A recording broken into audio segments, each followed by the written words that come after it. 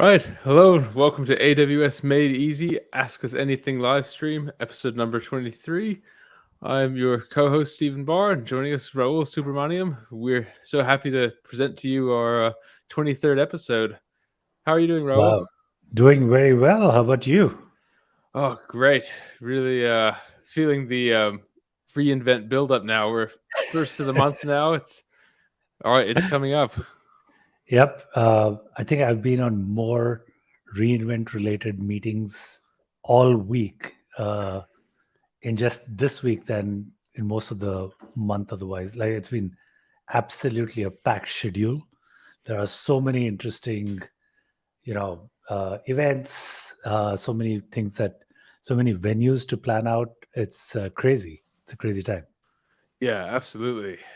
Did you manage to get some recreation in this weekend? Yeah, this weekend was actually pretty neat. Unfortunately, it's been pouring like crazy here in Chennai, and it's the forecast for the rest of the week as well. This is serious heavy downpour situation.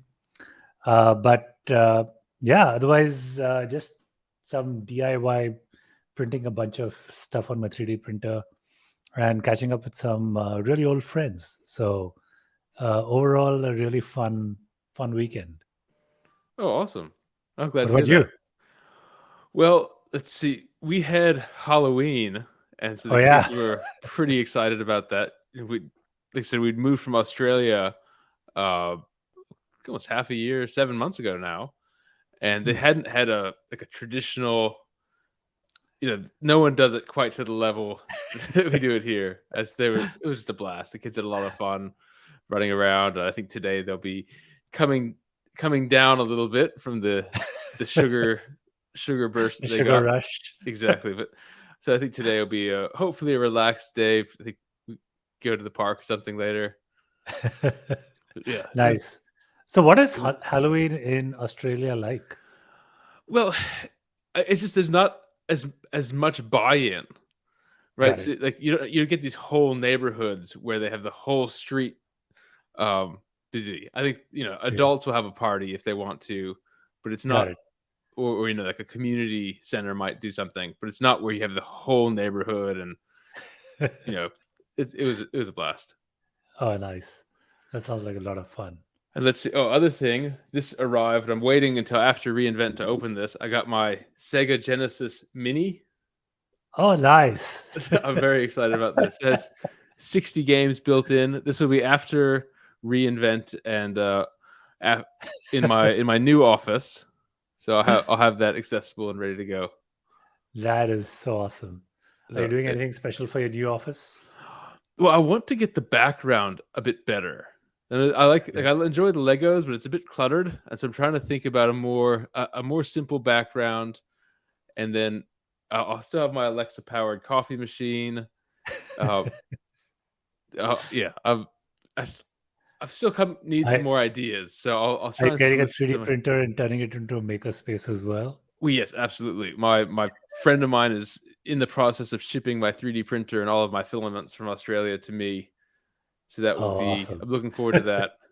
And then get back into printing, and I'll need some more tools, of course. I'm really looking forward to getting back into that. Oh, that's pretty awesome.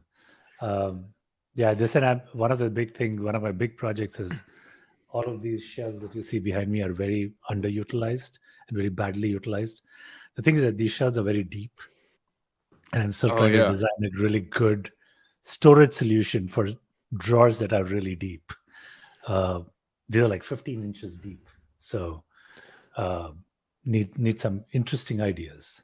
So if anyone has interesting ideas, let us know. There's this thing called the Infinity Grid. Yes, but the problem with the Infinity Grid is it's not very convenient when you stack things up because they're all different shapes. Yeah, or different. Sense. Yeah, so they don't become very convenient when you start stacking them in. So you'd much rather have deep, deep components or deep storage, or figure out a better way to use it. So yeah, still looking for ideas. I did look at the Infinity Grid. Even tried test printing some of them, but doesn't work out. Well, that's the other issue. Is it's a lot of high volume printing that you need to do Correct. in order to build up a useful amount. You Correct. burn through it. It might not be the best use of filament. Very true. I mean, even it's silly, but even like these cheap little toolboxes with a label on them, I find that to be really, really helpful. Yeah. Now, if you can find the right out of off the shelf tools or off the shelf boxes that fit your space, there's nothing like it. But I haven't come across anything that's good for like 15-inch deep drawers. Yeah. In hindsight, it seems like a very bad decision. I'd originally intended these for files, but I don't have that many files, and I've gone on all digital. So I basically store a whole lot of junk in those drawers. It's funny, when we were in Australia, we needed some way of storing things, and everyone is going digital. And so if you go to these old law firms, they're just giving away filing cabinets. So I got about 15 of them and threw them in the old shed, and it was great for storage. True. Because it was of that very nature. Everyone's going all digital. You don't need these archives of paper going back 10 years. I know. It's so easy to just scan them and keep them in a Google Drive or whatever. For sure. Super simple. All okay. right. We switch gears to some announcements. We've got a few. Yeah. Let's go ahead.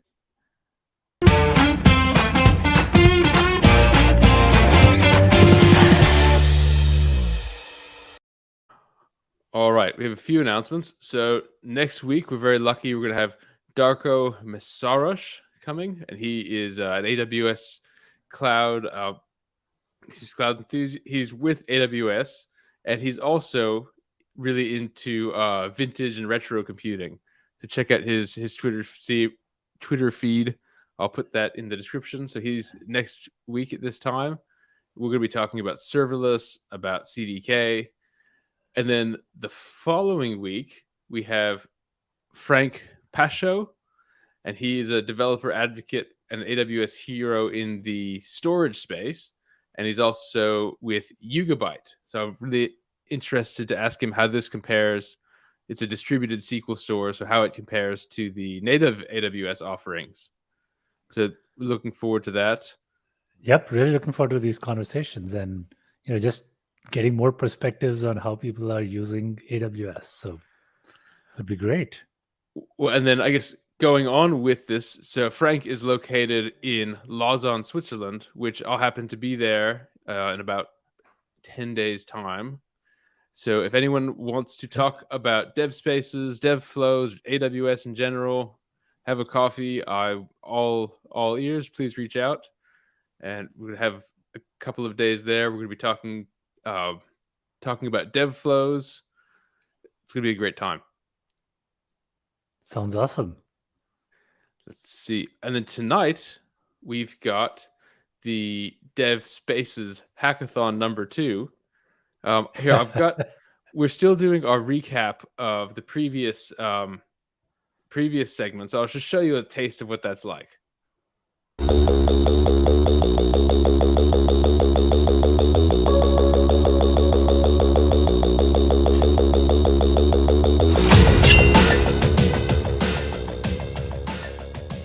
So just thinking about, Richmond, your development, and again, I've known each other since undergraduate days. You've always been a Vim and Tmux kind of person. So how has it been using a cloud-based environment?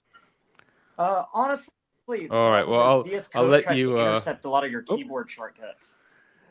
Well, you can tune in, look up DevGraph and the DevGraph and the Dev Spaces Hackathon on my Twitter for more details about that discussion. So we're having the second hackathon tonight. DM me, you have details. We're eventually going to have it in a public place. We're still looking at how to do the right venue and how much time. So just DM me. I think we need to figure out. I think we need to figure out something that's asynchronous and kind of global. I would love to participate, but the time zone I think where we're holding it right now is more Pacific oriented. So I'm going to give it a shot in the morning if I get up on time and get my kids to school on time. I'll see if I can join in there. But how are you guys thinking about the hackathon projects that you're doing? Like, guys predetermining it, or I think people are working on their own projects, and we're kind of sharing insights on how to do things with dev spaces. So one of my friends, David, he's a big Neo4j user, and he's working on demos.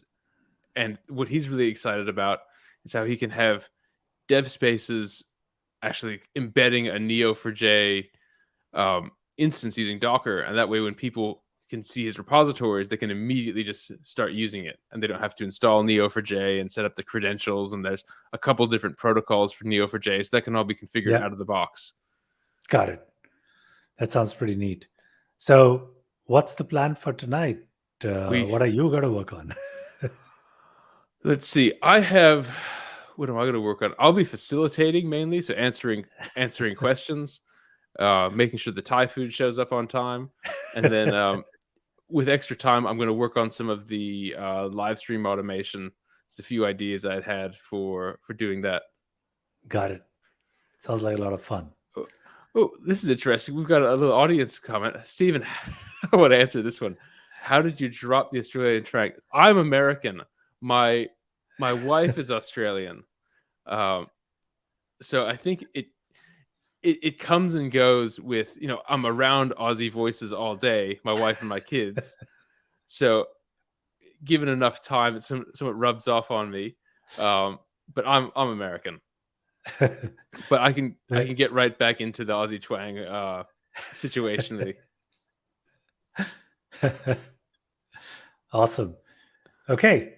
So we have a packed show today with a whole lot of announcements to go through. I mean, the last 2 weeks have been crazy in terms of announcements, but we've kind of handpicked a few to go through. Is that what's up next? Yes. But first, we also wanted to mention one other thing with ReInvent coming up. Oh, yeah. PRT 086, AWS recommended savings. So we want to, again, Rahul, you're going to be talking on Wednesday afternoon. Correct. So I'm doing a talk. This is PRT 086. Please do drop by. We're going to be talking about how you can save money on AWS and some tips and tricks that we've learned ourselves managing over 40,000 AWS accounts. So please do stop by. Would love to talk or chat. And hope you have a good time. And then we are doing the second thing, which is our watch parties. So if you don't want to be in the midst of crazy crowds during the three big keynotes, this is Adam Selipsky's keynote. You're talking about Swami's keynote around in everything machine learning and AI. And we are, of course, also talking about Werner Vogel's keynote around developer best practices. If you would like to be in the midst of some like-minded techies and want to be invited to a very, very nice suite with great food, great conversations, then give us a buzz, ping us on or DM us on Twitter. These are our Twitter handles, and we'd love to have you there. So reach out to us, and we'd love to have you there in Vegas. Yeah, really looking forward to it. Any other talks that you're planning on going to? I know there's one on my list. I want to see this. I'll put this up on the screen. This is the ML Ops talk and collaborative data science. I used to work as a data science professionally, and so I was thinking, okay, this would be really, really fun to check that out. And this is a really fun way to discover talks. If you look at the AWS reInvent hashtag or the reInvent 2022 hashtag. It's a neat way to find things that you're interested in, reach out to the author beforehand. So go ahead. I really wish I had time to kind of go to a bunch of these sessions, honestly. But there are a couple of activities that I actually really like doing. The first one, of course, is the fact that you have so many of the AWS teams there in person. For me, that's always been a great opportunity to connect with them. Also talk about, some of the recent announcements and just, build that relationship. The whole point of being there in person at reInvent, given the scale that it is at, the good thing about these talks are that they're all recorded and you can always go back to them and see them. But the thing that you can't replicate later is the fact that people are present there in person. You can go meet up with them, talk to them, build the relationships. And I think for me, that becomes the really important part of it. The second one, which has been a hobby of mine, is I do a tour of the show floor the day before. It used to be Andy Jassy's keynote. Now it's going to be Adam's keynote. And then I do the same tour a day later, just to see everyone's reaction to what AWS did to their business. It's interesting. I find it interesting how so many different companies have built their businesses in a certain way, competing with AWS, when they should be looking to ride the AWS wave. But it tells, that whole exercise has taught me a lot about product management, about how you should think about this entire platform and ecosystem and infrastructure. So again, if you want to do the tour with me and just keep chatting as we look through the show floor, feel free to DM us, and would love to do that together. So don't be the water, be the surfer. Basically, yes. Because if you're going to compete with AWS, that's a tricky. We'd much rather build on them. Like I said, use them as the platform. Exactly. All right. Well, with that, let's jump into the first article. This is going to be EC2 high memory instances. Here we go.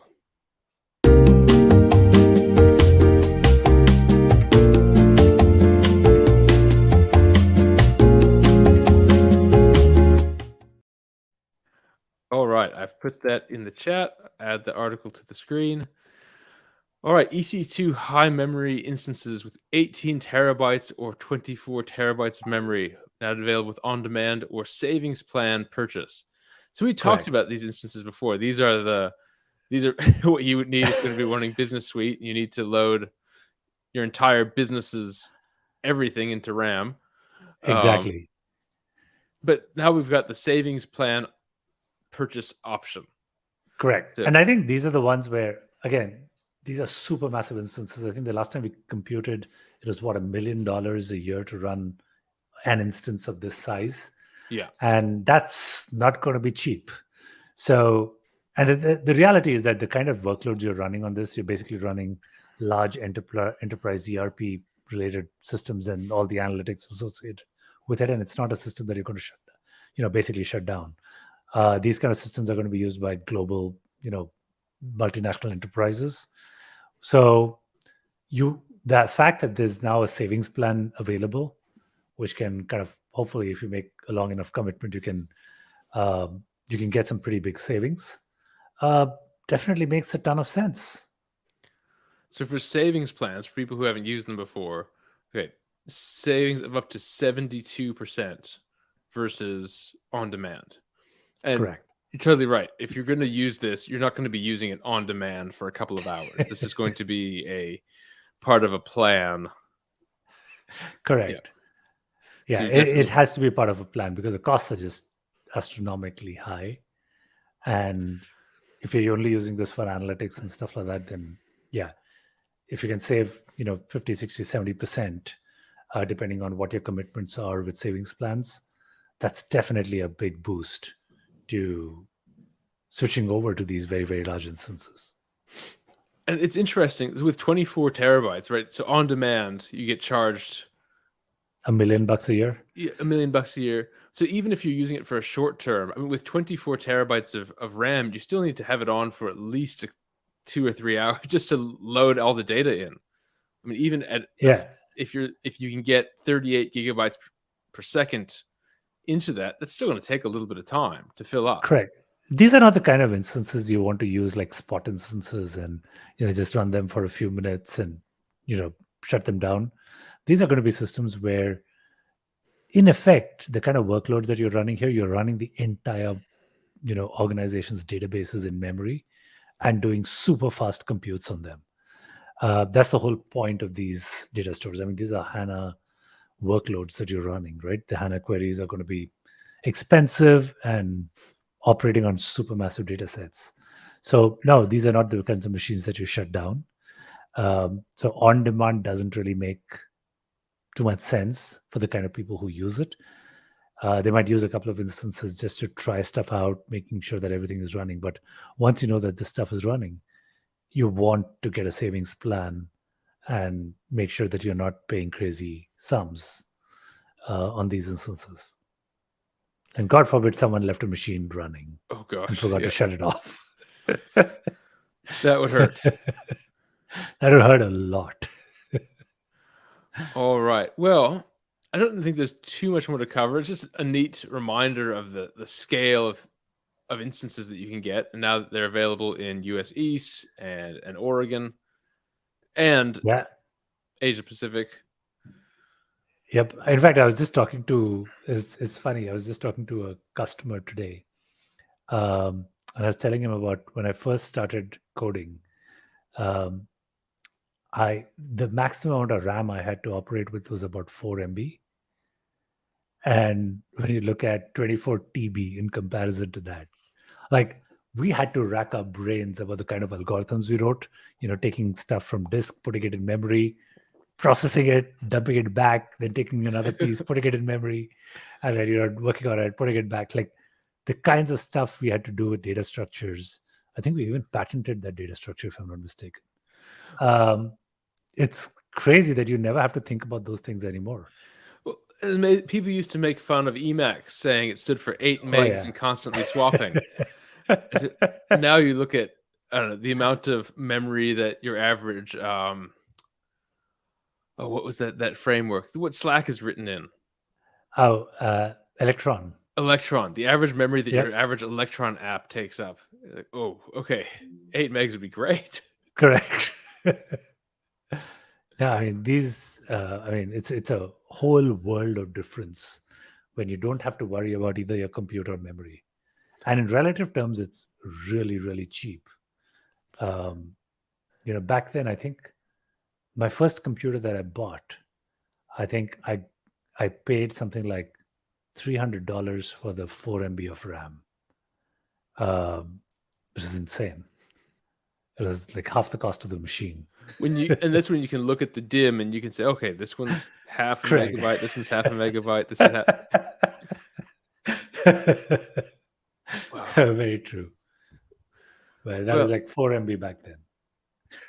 So with an instance this big, you might be able to run Microsoft Teams without it lagging on you. Or Google Chrome for that matter with 20 tabs on. There you go. We found the perfect use case for these instances. All right. Well, what should we give this article then? Okay, I think I would give this a 4.5. And then it definitely simplifies stuff for customers. So explicitly calling out a savings plan on the instance type, tells people to go use it, save some money right away. And it's fairly straightforward. Yeah. All right. Well, if that's all we've got on these large instances, let's move on to the next one, which is going to be Graviton Instances for SageMaker.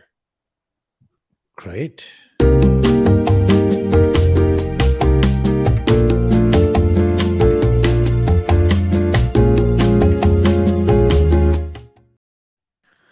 Okay, I'll put the article in the chat here. This is Amazon SageMaker adds 8 new Graviton-based instances for model deployment.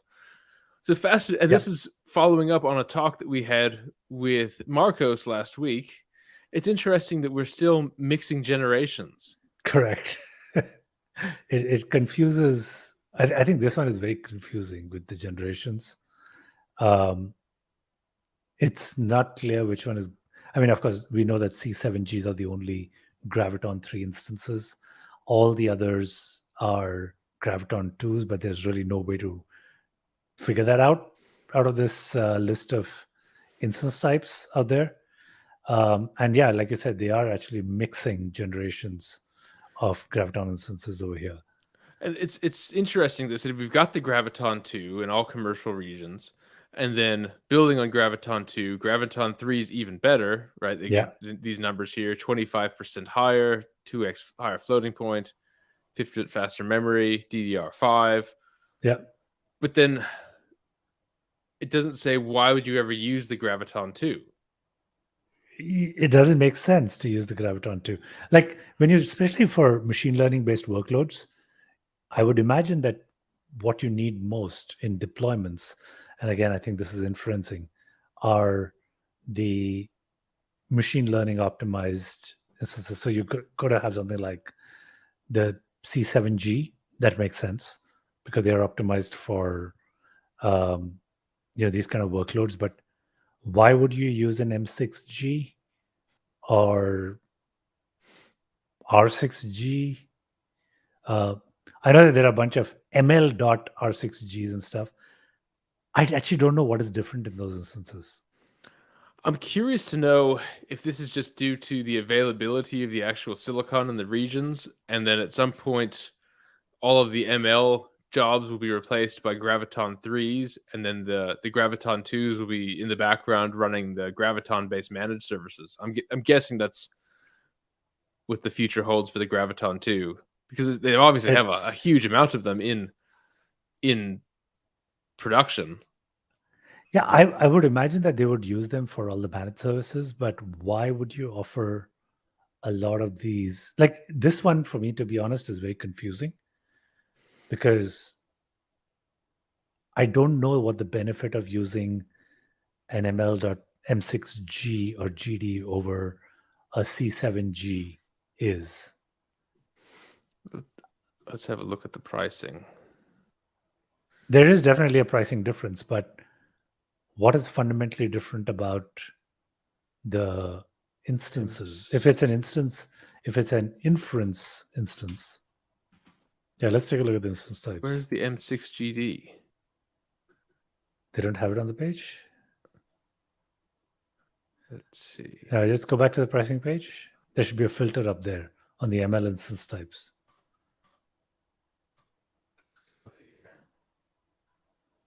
Just searching for on US East. Just searching US for the East. M. Can you look at US East Virginia, just to be sure? Yeah. Here we go. And then let's look for the ML.C7G. So here's the MLs.Rs. Nope. ML.G4, G6. They haven't updated the documentation or the pricing list. Interesting. Well, yeah, I'm really confused about this one. C7G, ML.C6G, ML.C7. Interesting. Well, I'm really curious to know how that would work. Well, I guess, there's got to be some reason, maybe some price optimization, or just, I don't know how often you request a Graviton 3 and it's just not available. So that the Graviton 2s are better than nothing, but you prefer Graviton 3 if you could get one. All right. They're speculating over here. So yeah, this one I'd literally give it a 2-star. Okay. Because these are for model deployments, doesn't talk about why they're different, or the benefits of the different instance families. Yeah, I agree. It's makes it seem like Graviton 3 is strictly better. So why go through all this trouble? Correct. And the pricing page is not updated. Looks like it. So even though it says it is. So I would say this one is a complicates. I mean, ideally it should be simplified if you did this properly. And if we had some information on why we'd want to use one versus the other, like that would really help. Correct. I mean, I think this idea of wide range of workloads, but yeah, we need to know why. Correct. All right. Well, let's have a quick break. I think we've hashed out this one. And when we come back, we're going to talk about serverless Neptune. We'll be right back. Yep. Public cloud costs going up and your AWS bill growing without the right cost controls? CloudFix saves you 10 to 20% on your AWS bill by focusing on AWS recommended fixes that are 100% safe with zero downtime and zero degradation in performance. The best part? With your approval, CloudFix finds and implements AWS fixes to help you run more efficiently. Visit cloudfix.com for a free savings assessment.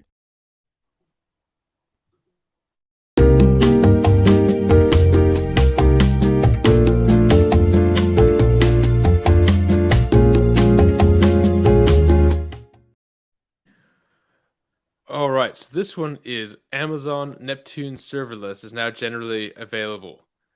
So this one is a real case of the devil's in the details, or in this case, the devil is in the details in this one. Yes. So there are two parts. I mean, two comments that I have. I am glad that the Neptune team has finally released this. This was just to start. I mean, this was supposed to have been launched at last reInvent, and they just kept running into issue after issue after issue internally, and finally got around to releasing Neptune Serverless. But this is not the serverless that you expect. This is literally a set of servers and an auto-scaling group. Yeah, it is serverless, but there's a floor of 2 servers. Correct.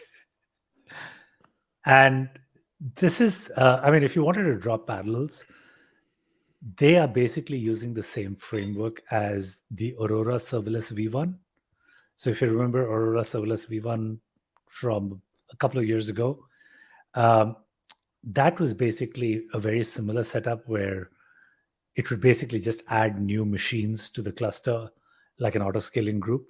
It wasn't truly serverless. You didn't have your Aurora compute units like you have today with Serverless V2, where it just automatically takes care of your scaling in small increments of your compute units. It literally just added a machine or an instance type that you specified as the baseline instance type. So this is more like the Aurora Serverless V1. They finally got it out. I really wish that they just skipped this whole version and gone straight to the Serverless V2 framework that they have. But yeah, it's definitely progress. Well, it's interesting. If you look at the pricing page of Neptune Serverless, come up here, Neptune pricing. So you have on-demand instances, right? Yep. And then when you go to the serverless part here, you have this Neptune capacity units. But then here, this is what's important. Starting capacity, 2.5 NCUs. So you can scale, but you're never going to have this Neptune database that you don't touch or that you don't pay for unless it's running. Correct. Right? It's not like Dynamo where you can just query it whenever you want. But I mean, even the Aurora Serverless is kind of a little different. So Aurora Serverless increments in, I think, half ACU or the Aurora compute unit increments, which seems way better. Actually, looks like this one is slightly different from. They've tried to kind of merge some of the V1 and V2 mechanics in this serverless instance. So that definitely seems interesting. I have a little bit of a love-hate relationship with Neptune. Like, I really love the team. I love, all the work that they're putting into it. However, when I look at a competition with something like Neo4j, and I know that they have fundamentally different objectives with their databases and use cases that they've been thinking about. But when you look at the UX and the ease of use of something like Neo4j versus Neptune, I think Neptune is definitely one of the most complex and hardest services to get started with. But anything that they can do to make it easier for customers to get started is absolutely welcome. Scaling has always been one of those things where as you add more data, and the number of nodes and edges just blows up exponentially, because again, it's a graph database, so you want all the connectedness and the richness of the connected data in there. So that the number of edges just blow up like crazy as you start putting in more and more information in there. And scaling it, historically I'd been, I'm going to shut down this instance, dump all the data, then load all the data, and that takes forever to happen before you can get started with the new data set or a resized instance. So definitely a simplification, I think. But they still have a long way to go. And to their credit, it's a hard problem. I think graphs are far, like even they're saying that predicting how to execute a query is a lot harder on a graph, right? Because you don't, with a traditional SQL database, you could see exactly where your indexes are, but you can kind of throw any query at a graph, and where it's going to go is I think it's a lot harder to predict. I wouldn't think it's that much harder or that much different. Fundamentally, I think with this framework that AWS has adopted, where they separate out storage and compute, where storage basically operates within an S3-like setup, it's kind of distributed across multiple,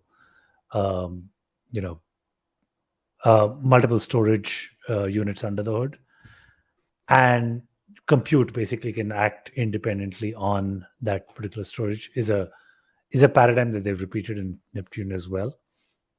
And you would basically take an Aurora index and replace that with a Neptune index, which tells you where the nodes are, where the your relationships or your properties are. Now, if it was RDF, I think it gets a little easier, because if you're storing data in RDF format, it's literally a 3-tuple. So in a 3-tuple, it's much easier to kind of think of it as a flat file with 3 tuples. You can index it on your first item in the tuple if you wanted to, or the relationship, or the last.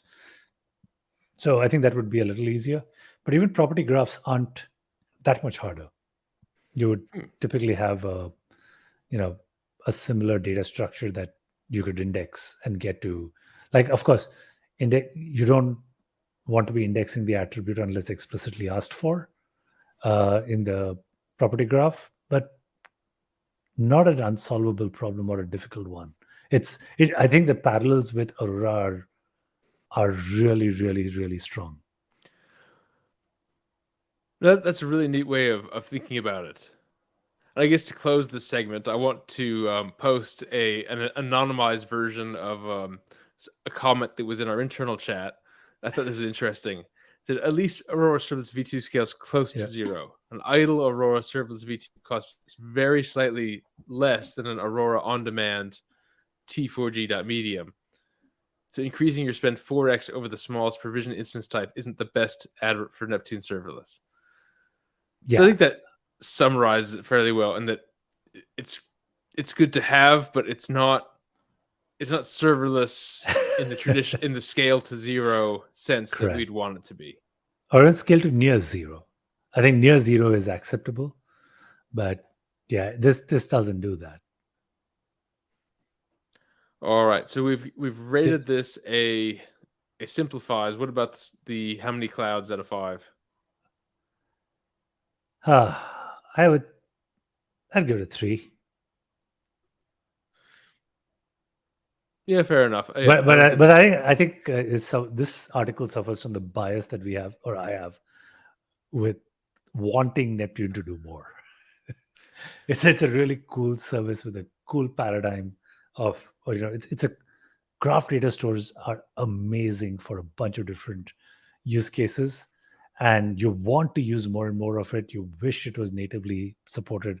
Like, one of my biggest graphs is, why can't Neptune have something like a sandbox, which you can kind of spin up? Here's your dump. You can spin up a Neptune instance operator with a few queries and then shut it down. Well, and a simple UI like Neo4j, where you can just kind of Correct. play with the nodes and edges and get a real feel for it. Exactly. And instead, it's a behemoth. Like any operation on these Neptune databases, like unless you have, like a billion records that you want to kind of put in a graph and understand and traverse for some big financial fraud, it would be a hard case to make for someone to switch over to Neptune. Like that's my takeaway from Neptune. I love the product. I love the team. The team is pretty awesome. But yeah, I'm with you on graph databases. I love graph databases. I had a lot of fun earlier in my career playing with graph databases in the context of cancer research and loading up these clinical pathways and being able to compare them and compare patients and do patient similarity. It was a blast. So I hope that this technology continues to mature and Amazon can make it even more accessible. Yep. All right. Well, let's cover the next one, which is EC2 patching the OS. So let's have a look at what this is.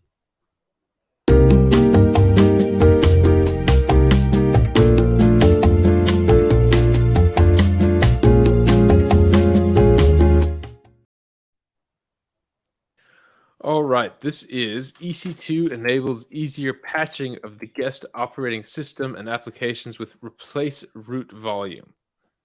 So the idea is you could have an AMI and you can swap out one root volume for another, but you still get all the configuration. So my initial everything else reaction remains to the this, same. Yeah. So tell me if I'm right or not. I think my initial reaction was like, this is really cool, but if you need to do this, you probably have a bigger problem. Yes. I think what usually happens with a lot of old products that have been lifted and shifted into AWS is that you have these big servers which had a root volume with a particular OS, and then reinstalling everything or patching up your OS is a pretty hard process. And rolling it back is even harder. Like if you try to upgrade your OS from within the AMI through the regular process, and if that crashes, then reverting back to the older version is a bit tricky unless you keep snapshotting your AMI and making sure that you have 10,000 versions of it over a period of 3 or 4 years. Unless you're adopting that strategy, this whole process gets pretty complicated. Instead, the fact that you just have your AMI being fixed and you can just swap out a root volume with a newer version of the OS in it, I think provides a slightly simpler approach for a lot of those instances. Because there are a whole lot of other things in the AMI that you really don't want to touch. In a lot of, there was a time when we had to worry about what kind of hypervisor was being used in AWS instances, whether it was Hyper-V or what is the other one called? Virtual. I forget. It is called virtual something. Hyper-V versus. Man, I'm blanking out on this one. I'm trying to remember. Anyway, it'll come to me. But anyway, there was Zen. No, the two options of the kind of VM instances that you picked were Hyper-V versus. Let me look it up. I think it was called VM and Hyper-V or something. Anyway, not the most important part to cover for this particular topic, but there are so many other elements of operating systems and the environments, especially when it relates to Windows-based ones. I think if we could just swap it out with the volume, that becomes easy. Though I wonder what happens to things like if you had a Windows volume, and especially some of the older versions of Windows, a lot of the products that you install on it will have registry keys. I wonder if you swap out the volume, do things like registry keys and stuff, which are actually sitting in the root folder inside your system directory. I wonder if those get retained somehow. I don't know how that works if you changed all of that stuff out. I guess like what this is saying is this is really useful for customers with stateful workloads, right? Because ideally you should be able to just remove any AWS instance or any EC2 instance and never think about it again, and your infrastructure should recover. So if you are using this, then so is my intuition right that if you really need to use this, there's probably an underlying change that would be good to make in the long run? I think that is true, but I'm still not clear about, like, imagine you had stateful services, Windows machine running IIS for a .NET application. You're going to have a bunch of registry entries in there. If you swapped out your root volume, which has your OS, and replaced it with a newer patch of the OS in there, how does that keep your registry entry? Like, I think you'd end up breaking a bunch of stuff. So I'm not very sure how this works. I've got to play around with this a bit. All right. Well, it's good to know. I mean, it seems from a purely computational perspective, it seems pretty cool. Just like be able to do this. But I posted this story in the comments. It reminds me of this classic story of how these people recovered when they accidentally removed LS. They removed everything.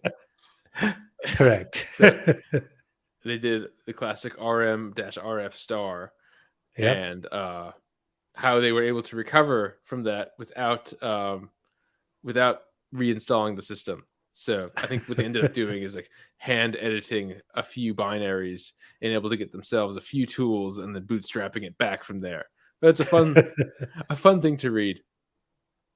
Yeah, I have done the RM-RF numerous times to a point where I actually created an alias where RM-RF was not permitted. Oh, it's a sinking feeling machine. when you do that. Oh my gosh, what did I just do? Correct. I just throw away the rest of my day.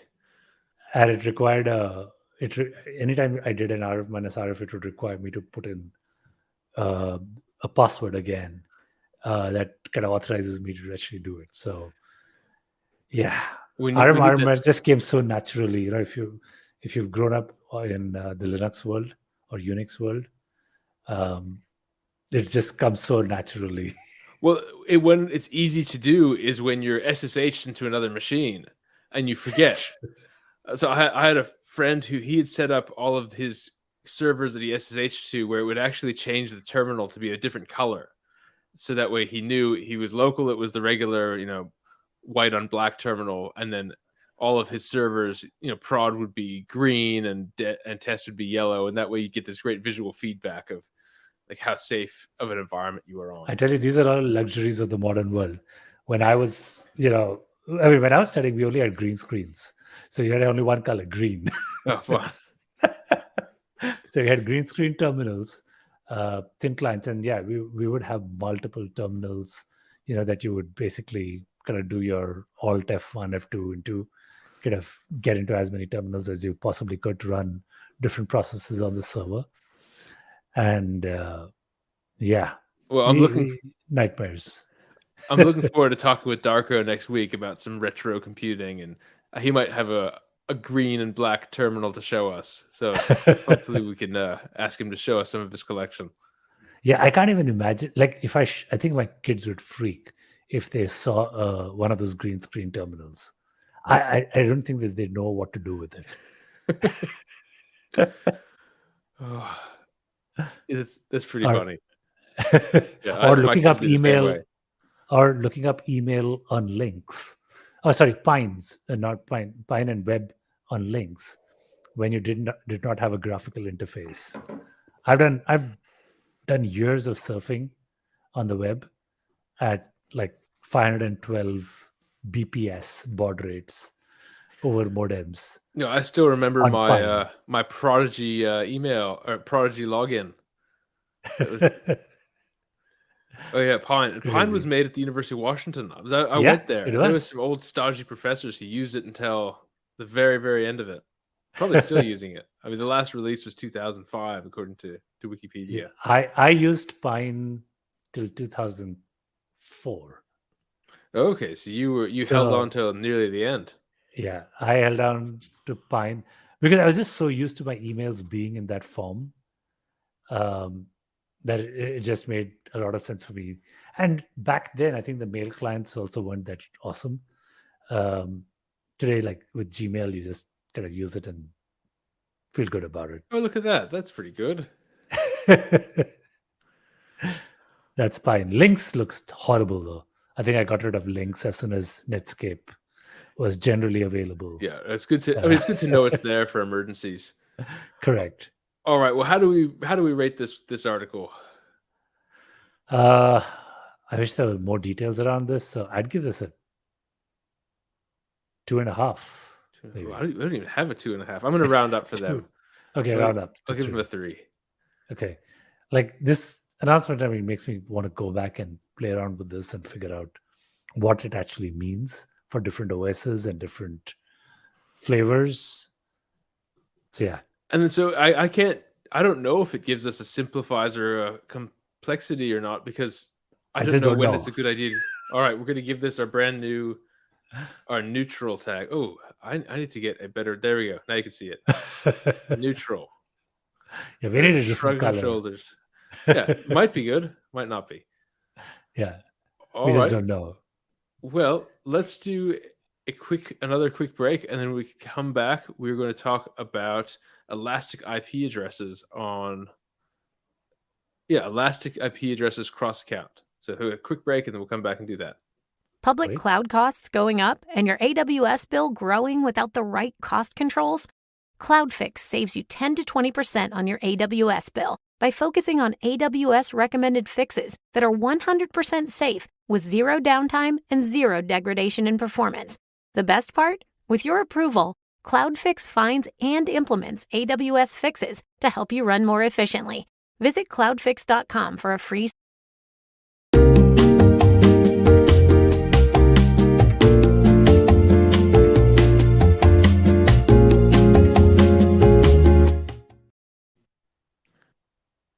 Ooh, I still have the neutral banner up. There we go. Okay, so VPC now supports the transfer of elastic IP addresses between AWS accounts. This seems pretty handy.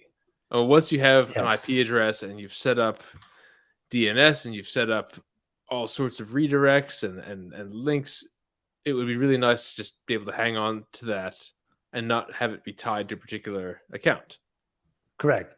And I think what becomes really interesting is that given that your VPCs themselves can span across accounts, it was kind of limiting that your elastic IPs did not. And so the fact that you can actually now span those across accounts makes life pretty easy for those who want that stickiness or have baked in the stickiness for some reason. Like there are a bunch of use cases where if you built goodwill around your IP addresses, like if you had an SMTP server, or if you had, there are certain use cases where the goodness or the reputation of the IP address matters a lot. And if you've got those, then you want to move them. And every time you need to reorganize your account or, kind of build load balancing or even scale for that matter, you need to use more than one AWS account. And it just really helps a ton if you happen to have your elastic IPs that can span those AWS accounts as well. It's almost like when you change your credit card number, and in theory it shouldn't matter, but in practice something is going to break or something will make itself known. I really didn't wish I had to do this. So being able to not do that with elastic IP transfer, that's great. One less thing to worry about. Exactly. This is great. Exactly. So yeah, I think this one definitely simplifies matters for everyone. There's absolutely no doubt about that at all. And it seems like there's not even a cost associated with it. Okay, yeah, elastic IP transfer is available in all commercial at no additional cost. We can't complain about that. Correct. And I think, this is simple for sure. There's no complication around it. As long as you share the resource across AWS accounts, they're accessible and pretty simple. All right. So what do you think for the star rating? I mean, I'm leaning 4.5. Yeah, what are you? You're leaning on 4.5? Yeah, that makes sense. This is hard to fault it. Yeah, I think this is simple enough. that 4.5 makes sense. All right. Well, I think we've got time for one more article. Let's talk about Aurora Cluster export to S3. Okay, here we go. Ooh, this one I love.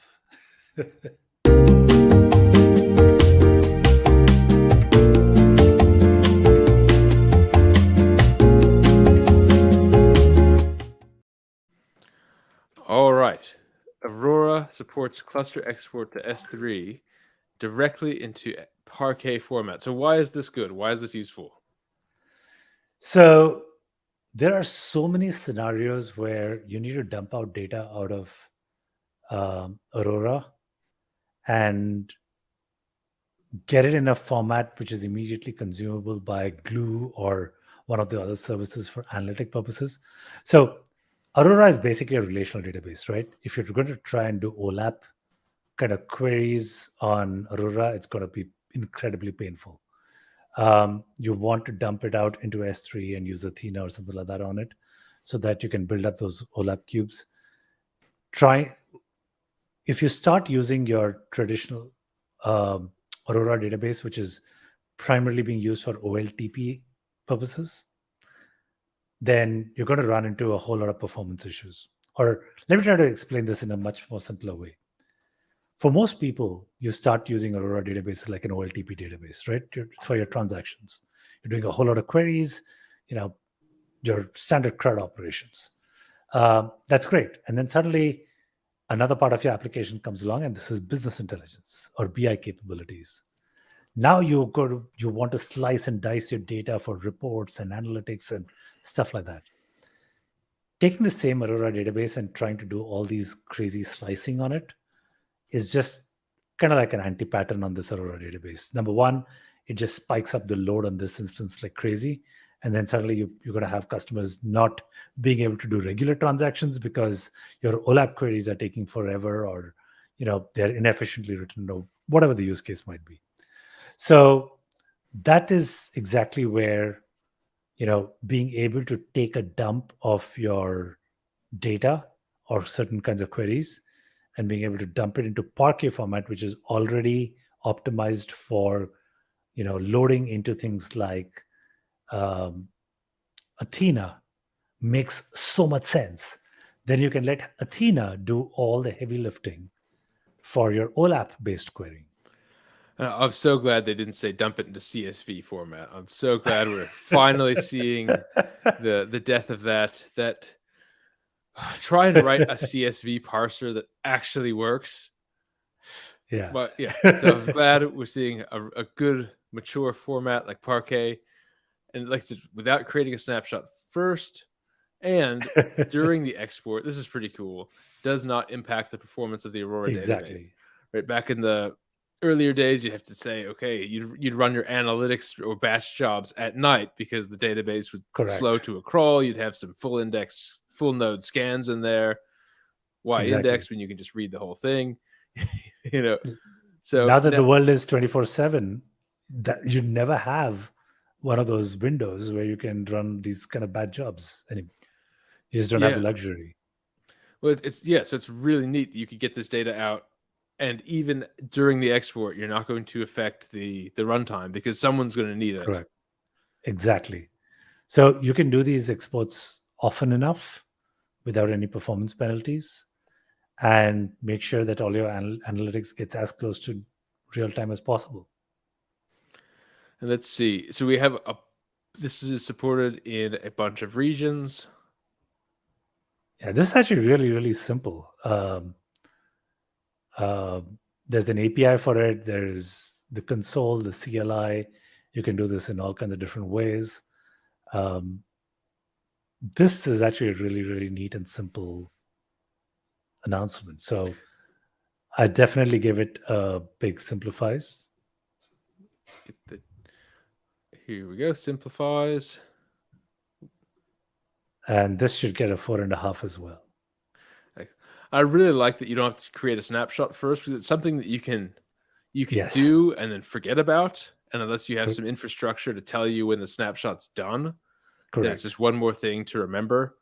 So saying, okay, dump it right into this S3 bucket, and that's the only when the file shows up in S3, there's not another step. You're ready to get started with your analysis. Exactly. And actually, if you worked out a good partition scheme in S3, like it might be by date, it might be by some kind of specific kind of ID, or by hour, by minute, whatever. If you set that up really well, then as soon as this dump reaches S3, it can trigger the glue event that parses only the new files, updates your indexes, and updates all of your analytics. And the data gets available to you in almost no time. And it's not like you're parsing. One of the other big problems that we used to have in the past was every time you did a database dump, it was effectively a snapshot, right? So every time you're doing a snapshot of the entire database, because you don't know what got updated, what changed, things were usually a big mess. Then you needed to basically run the entire glue parser across the entire, snapshot itself, which is ridiculous when you have very, very large data sets. So this makes it really easy to create a, incremental dump that you can refer to, with glue, and just keep updating your indexes. Awesome. All right. Well, we'd had some pretty high scoring articles here. So nice work, AWS. Yep. I think the average is definitely going up. Well, I think that's all the time we have for this show.